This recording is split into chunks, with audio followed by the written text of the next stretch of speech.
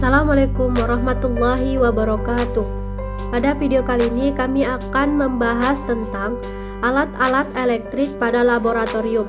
Sebelum lanjut ke pembahasan, izinkan kami memperkenalkan nama kelompok kami, yaitu dari kelompok 4. Nama Anissa Rizky Samosir, NIM 0310213088. Nama Nurul Hikmah Siagian, NIM 0310212051.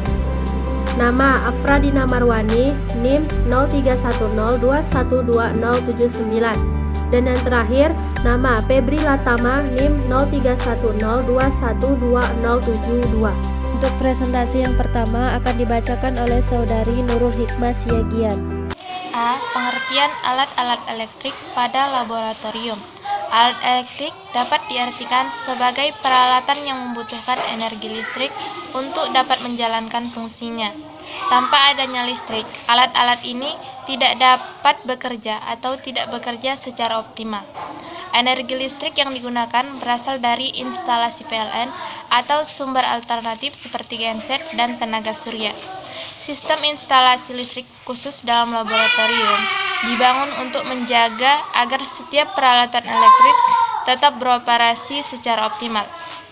Ketika listrik dari PLN padam, peralatan elektrik tidak boleh berhenti saat beroperasi karena dapat menyebabkan bias data yang diperoleh.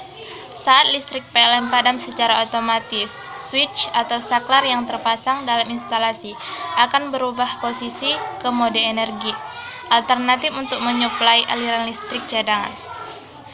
Jenis-jenis alat-alat elektrik pada laboratorium. Yang pertama adalah lemari asam. Lemari asam adalah peralatan ventilasi lokal yang didesain untuk mengurangi paparan dari gas berbahaya, uap beracun, maupun debu. Lemari asam secara umum merupakan peralatan laboratorium berukuran besar dengan kabinet bawah sebagai penahan atau meja. Prinsip kerja lemari asam. Prinsip kerja lemari asam laboratorium ini sendiri ada beberapa langkah. Pertama, udara dihisap dari depan pintu lemari asam. Setelah itu dikeluarkan oleh blower hisap. Prinsip kerja lemari asam laboratorium ini kemudian menuju keluar dari gudang atau bahan penyaring. Yang kedua, udara yang ada dalam ruang proses lemari asam berpotensi akan bercampur dengan udara di ruangan laboratorium. Agar bisa menghindari hal-hal yang tidak diinginkan, lemari asam memiliki desain dan prinsip kerja yang difokuskan untuk menghindari bahaya dari terjadinya percampuran udara di ruangan laboratorium. Yang kedua ada oven laboratorium. Oven merupakan alat laboratorium yang memiliki peranan yang sangat penting. Alat ini digunakan untuk memanaskan dan mengeringkan sampel, melakukan proses sterilisasi, dan lain-lain. Prinsip kerja dari oven adalah melakukan pemanasan secara tertutup sehingga suhu dan waktunya bisa diatur. Jenis-jenis oven laboratorium. Yang pertama ada gravity oven, kedua ada forced convection oven, yang ketiga vacuum oven, yang keempat microwave oven laboratorium, yang kelima universal drying oven. Prinsip kerja oven ini sesuai dengan fungsi-fungsi yang sudah dijelaskan di atas, bahwa oven laboratorium ini memanfaatkan udara kering yang bertemperatur tinggi untuk melakukan sterilisasi peralatan. Suhu panas dalam oven ini akan diabsorpsi ke permukaan peralatan yang disterilkan, kemudian merambat ke bagian dalam permukaan sampai suhu sterilisasi tercapai, sehingga mikroorganisme mati melalui oksidasi dari suhu panas tersebut. Proses sterilisasi ini biasanya menggunakan suhu yang tinggi, yaitu 180 derajat Celcius, dan membutuhkan waktu sekitar 2-3 jam. Untuk presentasi yang kedua akan dilanjutkan oleh Saudari Anissa Rizky Samosir.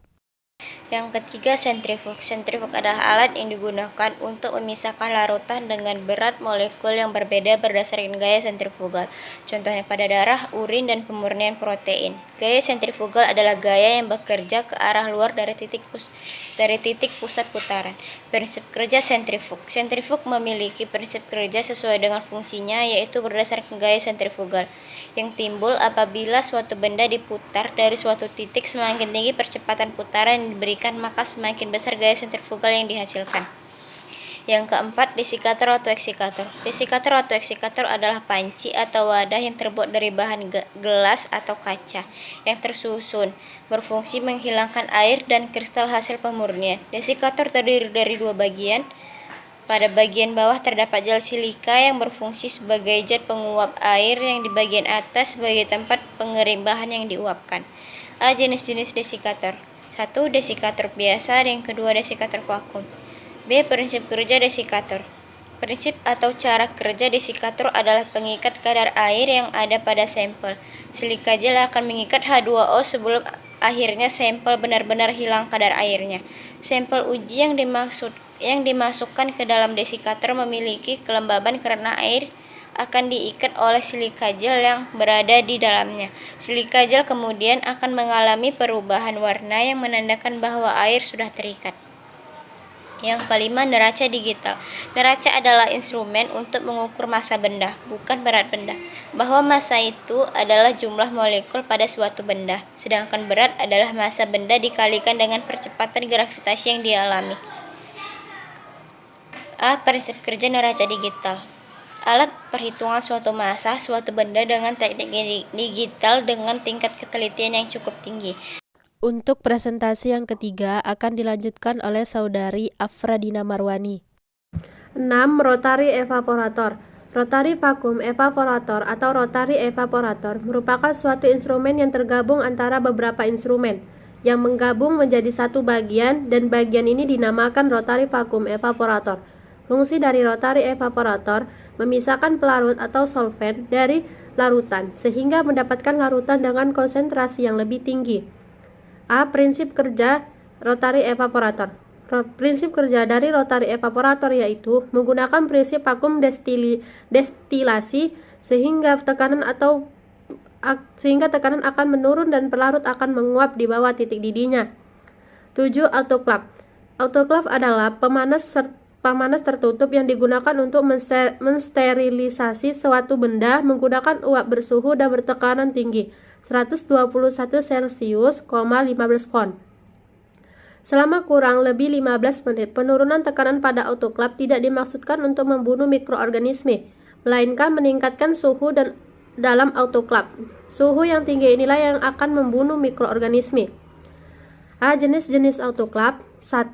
Gravity displacement autoclave. 2. Free vacuum atau high vacuum autoclave.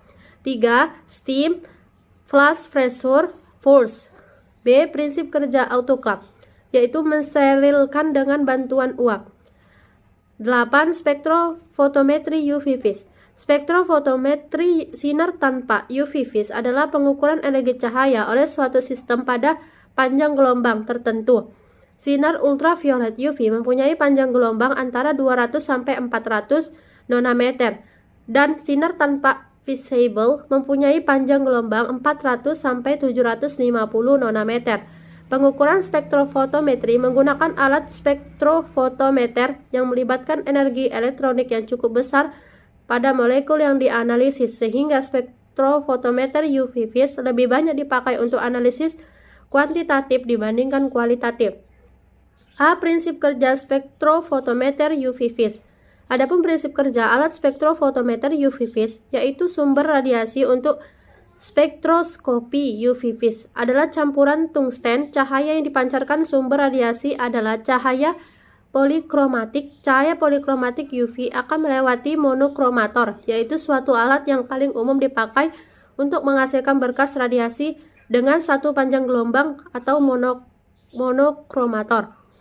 Monokromator radiasi UV, sinar tanpa dan inframerah adalah serupa, yaitu mempunyai celah atau slit, lensa, cermin, dan perisai atau. Untuk presentasi yang keempat akan dibacakan oleh Saudara Febri Latama. 9. Spektrometer prisma. Spektrometer adalah alat untuk mengukur spektrum cahaya. Dalam astronomi dan beberapa cabang ilmu fisika dan kimia, spektrometer adalah sebuah alat optik untuk menghasilkan garis spektrum cahaya dan mengukur panjang gelombang serta intensitasnya. Spektrometer adalah alat optik yang digunakan untuk mengamati dan mengukur suatu sudut deviasi cahaya datang karena pembiasan dan dispersi.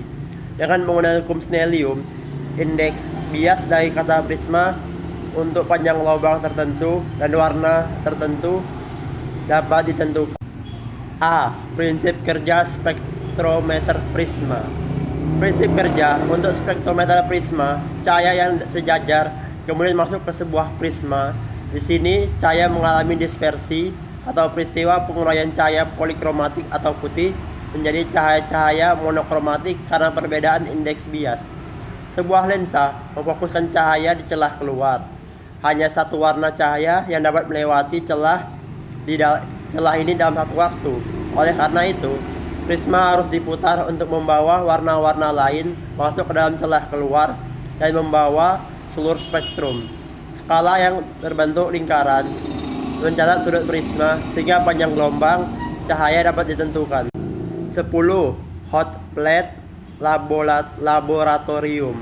Hot plate adalah alat laboratorium yang digunakan untuk memanaskan campuran atau sampel yang akan diteliti. Hot plate terdiri dari pengaduk atau magnetic stirrer yang digunakan untuk mengaduk larutan dan pemanas yang akan digunakan untuk memanaskan larutan yang akan dicek. Alat ini memiliki prinsip kerja yaitu menghomogenkan larutan dengan putaran dan suhu. A. Prinsip kerja hot plate. Prinsip kerjanya adalah dengan menghomogenkan larutan dengan putaran dan suhu. Untuk presentasi yang terakhir akan dilanjutkan oleh Saudari Apradina Marwani.